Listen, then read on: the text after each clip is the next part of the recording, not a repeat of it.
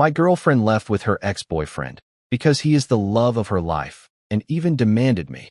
You must keep paying for my car and our rent while they were together. My name is Lucas. I'm 29 years old, and I'm currently the owner of a fast food restaurant. It is not a luxury place or anything like it, but I'm proud of what I have built. I started from the bottom, working long hours in other people's kitchens, saving every coin, and after much sacrifice, I managed to open my own business. Over time, the restaurant began to grow, I gained regular customers, and somehow, I became known in the area. I can say that I live off what I love. Thanks to that, I was able to buy a car, and, with effort, I also managed to have my own house. It is not a mansion, but it is comfortable, cozy, and enough for me. I have never been a person of luxuries, just a hard-working person who feels satisfied when he sees his goals are met with constancy and discipline. It was in that context, when things were on the rise, that I met Maria. She was 25 years old at the time, and I was at a stage where I was not looking for a formal relationship, but life surprised me. I remember perfectly the first day she entered the restaurant.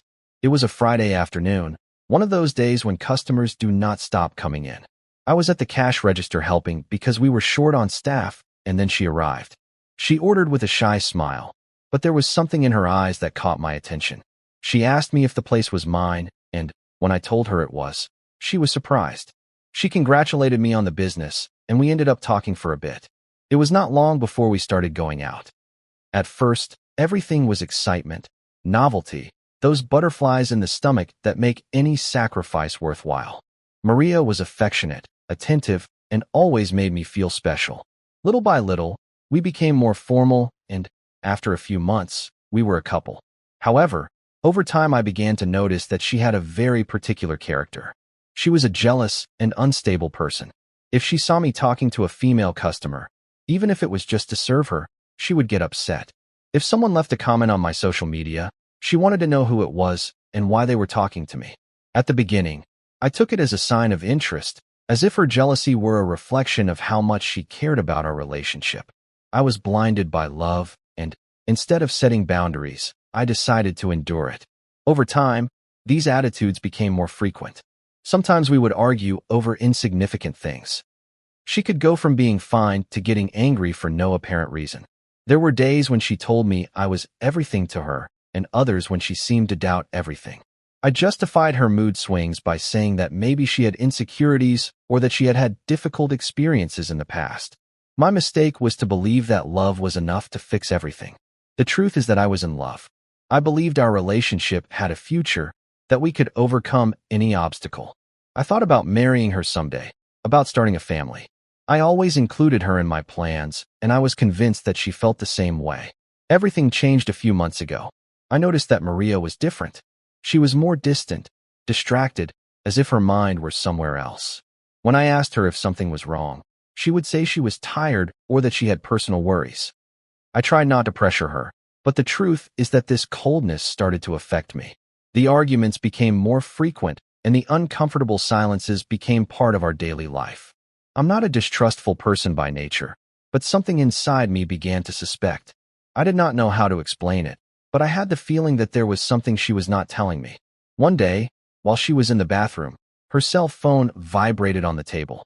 I do not usually check anyone's things, but at that moment the screen lit up and a notification appeared from a number I did not have registered. The message said something like, "See you tomorrow. I cannot stop thinking about you." I felt a blow to my stomach. My first reaction was to think that there must be some mistake, that maybe it was a friend who was joking, but my intuition told me otherwise. I did not do anything at that moment. I kept quiet and waited to see if she would say something. The next day, I woke up earlier than usual. I decided to follow her without her noticing. I'm not proud of having done it, but I needed answers. She said she was going to visit a friend, but instead I saw her enter a cafe. I parked my car at a certain distance and stayed watching. A few minutes later, a man appeared. I did not recognize him at first, but then I remembered that she had told me about her ex. It was him. They greeted each other with too much familiarity. They hugged and stayed talking as if they were a couple. In that instant, I felt my whole world collapse. I had hoped I was wrong, but the scene before my eyes confirmed what I feared most. Maria was cheating on me. I did not approach. I did not make a scene. I just stood there watching in silence, feeling a mixture of anger, sadness, and disappointment. After a few minutes I left because I did not have the strength to stay or to confront her at that moment. That same night, when she returned home, I decided to talk to her. I sat in front of her and told her directly that I knew what was happening. At first she tried to deny it, but when she saw that I was sure, she looked down. What she told me next left me even more devastated. With tears in her eyes, she confessed that yes, she had been seeing her ex. And not only that, she told me that he was the true love of her life, that although she cared for me, she had never stopped loving him. Hearing those words was like receiving a stab in the heart. Until that day, I thought our relationship had a future, that our problems could be overcome. But suddenly I was faced with a reality I could not change. I had been a replacement, a kind of temporary refuge while she remained emotionally attached to someone else. I did not know what to answer at that moment. I just looked at her in silence while trying to hold back my tears. She asked me to understand her, that she had not planned it, that she had simply started to feel things again that she had never left behind. I felt devastated. Everything I had built with her in 3 years was crumbling in the cruelest way. And that is when I understood something painful, but necessary. Love is not enough when there is no sincerity or respect. However, what came next was even worse. To give a little context, in our relationship, I was always the one who took care of the big expenses. I do not regret having been generous because that is my way of showing affection. But over time I realized that Maria got used to depending on me for absolutely everything. I paid for the utilities, the small trips we took from time to time, and even the debts she had before she was with me.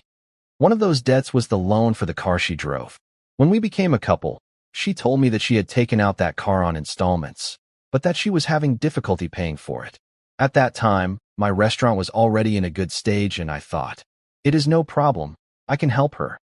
I started to take care of the monthly payments. In my head, it was a gesture of support for my partner, an act of love.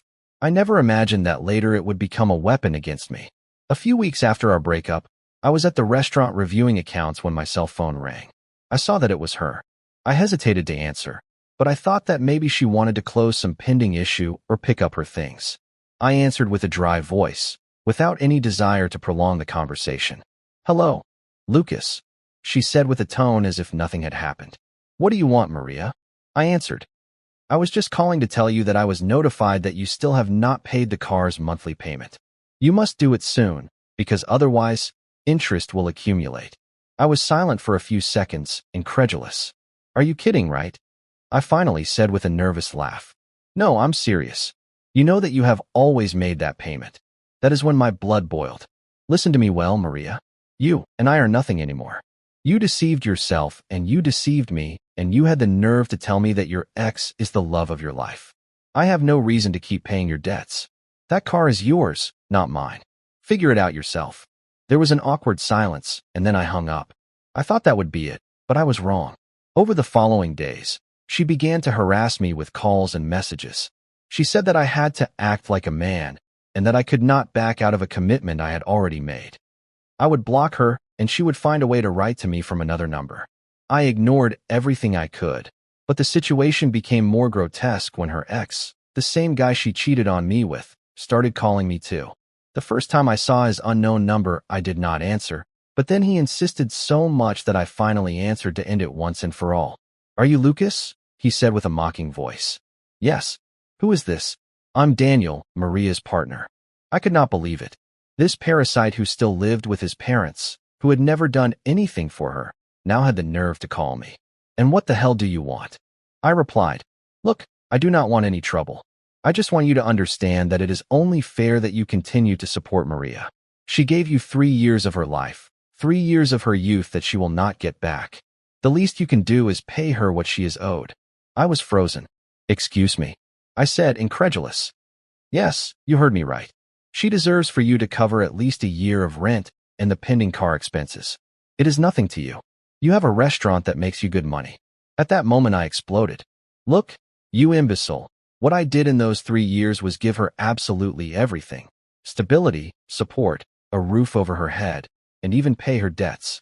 Do not come to me saying I owe her something, because in reality, she is the one who failed me. I'm not going to give her another cent." He tried to interrupt me, but I did not let him. Do you know what the problem is with you, Daniel? You are a freeloader, a parasite who still depends on his parents and has never worked for what he has. You have the nerve to demand that I continue to support her when you, who are now her great love, cannot even buy her a coffee. Why do you not take care of her car and her rent yourself? There was a silence. I was already beside myself. Learn to earn things with your own sweat, you freeloaders. I told him before hanging up. That was the end of the call, but not of the harassment. Maria insisted again in the following days. Messages like, Lucas, be reasonable. Do not leave me alone in this. Or, if you really ever loved me, keep your word and pay what is left. But I was already convinced that the time had come to set a definitive limit. It was not just about the money, but about respect. I had given too much in that relationship. I provided her with opportunities she had never had on her own, and, instead of valuing that, she betrayed me with someone who was clearly not at her level in any aspect. And the worst part was that, far from feeling ashamed, she expected me to continue being her savior while she shared her bed with that guy. That situation opened my eyes in a brutal way. I understood that sometimes people not only take advantage of your love, but also of your generosity.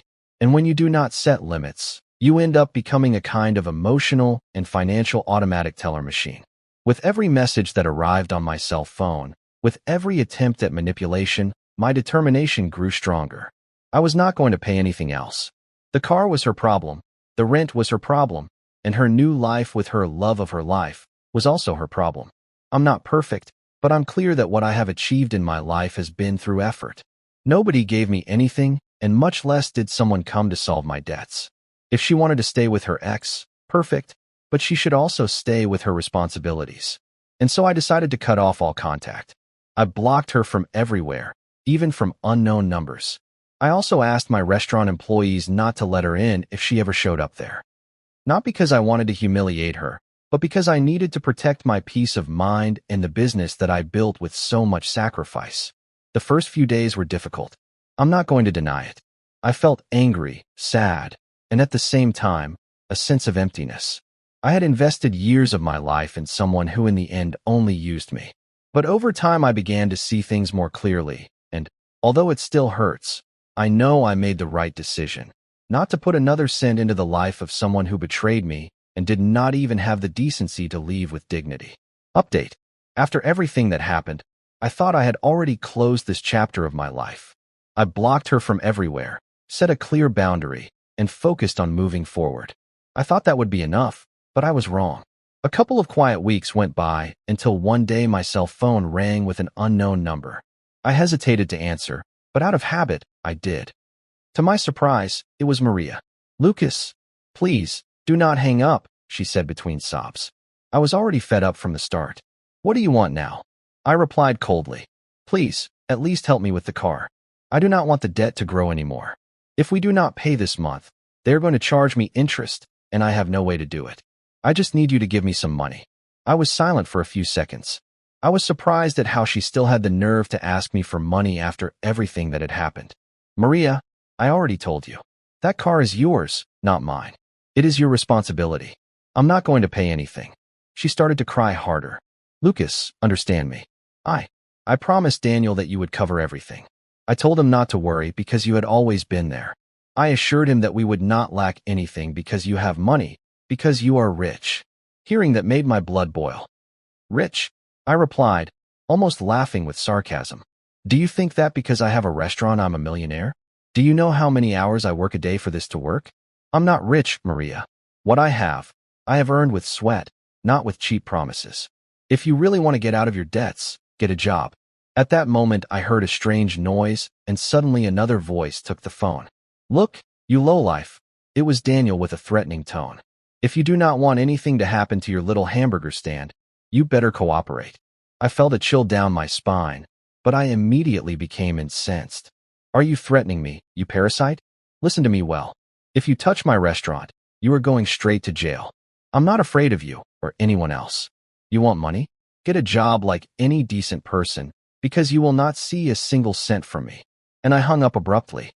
After a few minutes, my cell phone rang again, but I did not answer. A while later, I received an audio message from Maria. Please, Lucas, she said crying, help me. I cannot do this alone. It is a lot of money, and if you do not give me something, Daniel is going to leave me and I will be left with no one to support me. I could not help but laugh with irony. She was really admitting that the only thing she was worried about was that guy leaving her, that her whole plan revolved around living off someone, whether it was me or him. I decided to reply with sarcasm. I opened my gallery, looked for a video I had saved a long time ago, the famous meme of Mr. Krabs playing the world's smallest violin. I sent it by message along with a text that said, "This is the official anthem of your situation. Good luck with your great love and your debts." After sending it, I felt relieved, as if I had given it the closure it needed. However, deep down I knew I could not just leave it at mockery. Daniel had made a direct threat against my restaurant, and that was no longer a game. The next day, I went to talk to my lawyer. I told him everything, from the calls to the audio and the explicit threat. I showed him the call logs, screenshots, and the audio of Maria crying. My lawyer was clear. What they were doing was extortion, and I could report it. In addition, the threats against my business were a serious matter. I did not think twice. I filed a formal complaint and requested protective measures. At the same time, I hired private security for the restaurant. I installed additional cameras, reinforced the entrances, and explained the situation to my employees so they would be vigilant. I did not want to take any risks, neither for myself nor for the people who work with me. The ironic thing about all this is that while I was doing everything possible to protect what I had built with so much effort, they were probably still thinking about how to get money from me. And I say this because days later I received a message from another unknown number. It was an absurd blackmail attempt, clearly written by Daniel, saying, "You still have time to do the right thing and support Maria. If you do not, you will face the consequences." That was the final proof I took to my lawyer. With each attempt at manipulation, they were sinking themselves deeper. On a personal level, I'm not going to deny that it affected me. It is not easy to accept that the person you trusted turned out to be capable of betraying you and then trying to take advantage of you even after breaking up. What impacted me the most was not the infidelity itself, although it hurts, but the mentality of dependence and abuse. The fact that someone thinks they deserve for another to carry their debts just because they shared time together is something I still cannot fully comprehend. The thing with Daniel, on the other hand, only confirmed what I already knew. A man without ambition, without a job, without dignity, willing to live off whoever he can. It made me angry, yes, but I also felt pity. How can someone feel comfortable asking another man for money to support his partner? It is the height of mediocrity. Today I can say that I'm not afraid. I'm legally protected and with extra security.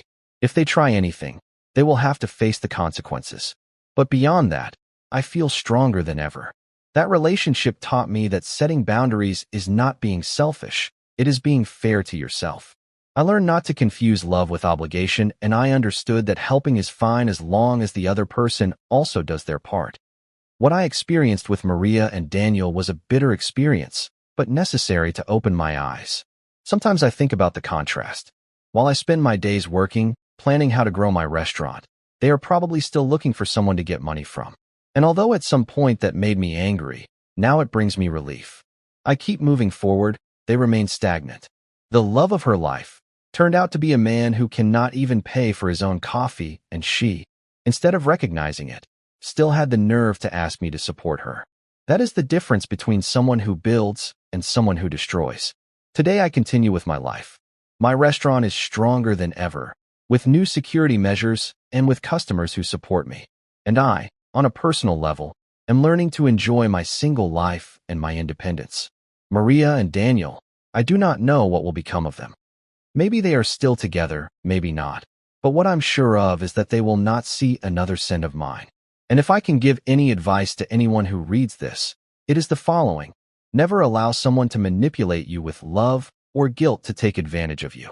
True love does not demand that you pay someone else's debts, nor that you sacrifice your dignity to support someone who does not lift a finger.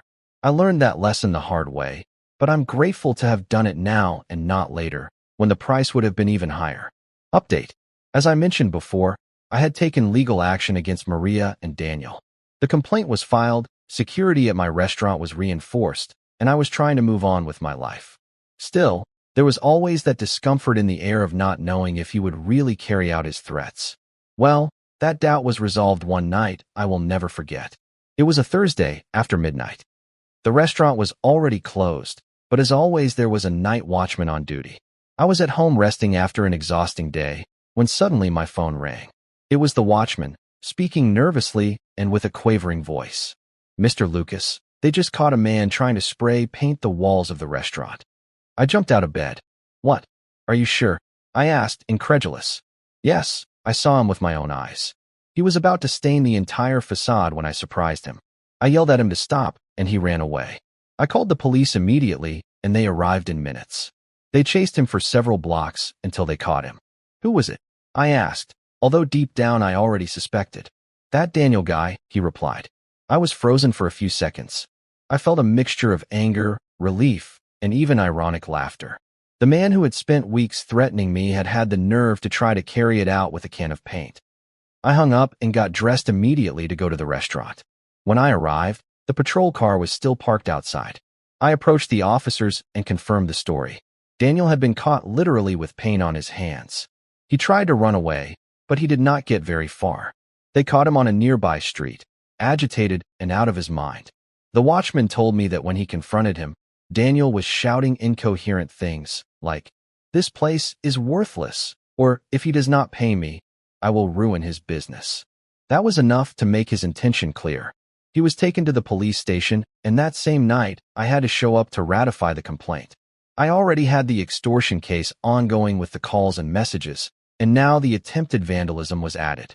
In legal terms, that was practically the final blow against him. The following days were a storm. My lawyer kept me informed of every step. Daniel faced charges for extortion, threats, and attempted damages. Although the material damage did not actually happen, the fact that he was caught red-handed and with the spray can, added to the previous messages, left little room for doubt. Maria, of course, tried to contact me, not directly because I had already blocked her from everywhere, but through mutual acquaintances.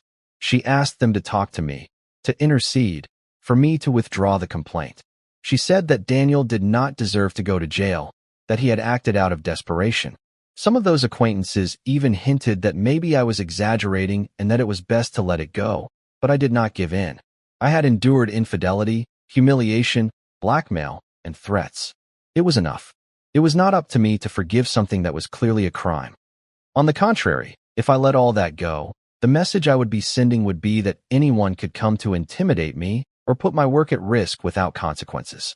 The process was fast because the evidence was overwhelming. Call records, message screenshots, the audio where they asked me for money and threatened me, and finally, the attempted vandalism with police intervention. Daniel was ultimately convicted.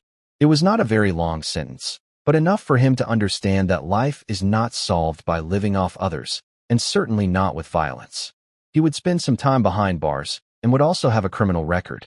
As for Maria, she was never directly charged because she had not carried out the threats or the vandalism. However, her moral complicity in the whole matter was clear. I had nothing more to say to her, and I left it at that. What did impress me was one last attempt of hers to appeal to my feelings. One night, I received a very long message from an unknown number. It was her. She said things like, "Do you not understand what it means for a woman to be left alone? I just wanted someone to support me. And if Daniel ends up in prison, I will sink with him too." It ended with a plea for me to reconsider everything. I read it only once and then deleted it. I did not reply. That person is no longer part of my life.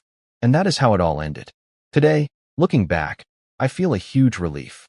For months, I lived in a circle of manipulation where my generosity was used as a bargaining chip and my love was confused with obligation.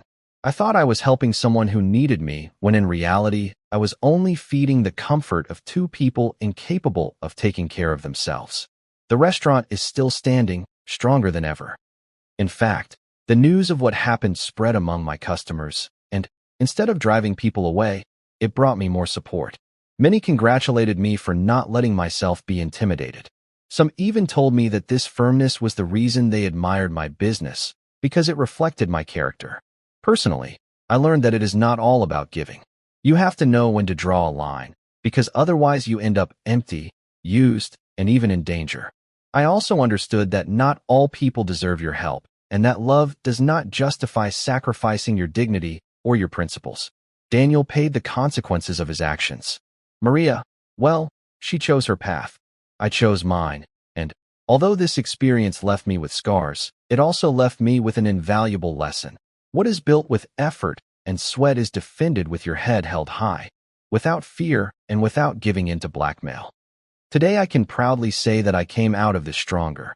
I have my restaurant, my peace, and, above all, the tranquility of having put an end to a story that should never have started that way. That was the closure. And, believe me, there is no better feeling than looking back and knowing that I did not fall into the hands of those who only wanted to take advantage.